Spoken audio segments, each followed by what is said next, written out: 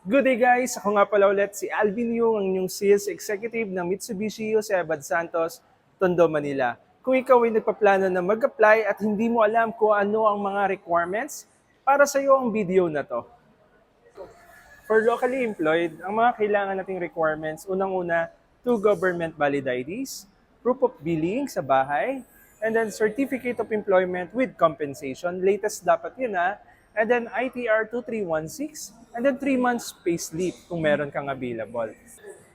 Kung ikaw naman ay business owner, ang mga kailangan nating requirements, unang-una, DTI permit, 2 government valid IDs, 3 months bank statement, at kung meron kang available na ITR 1701 with AFS, okay na okay yon. Tutulungan kita. Para naman sa mga kababayan nating OFW, ito ang mga requirements na kailangan natin. Unang-una, passport copy. And then pangalawa, contract of employment kung saan tayo nag-work at kung saang bansa tayo nag-work. And then pangatlo, 2 government valid IDs ng co-maker natin dito sa Pinas. Proof of billing sa bahay dito sa Pinas. And then pinaka-last, yung remittances, 3 months latest remittance na galing sa abroad.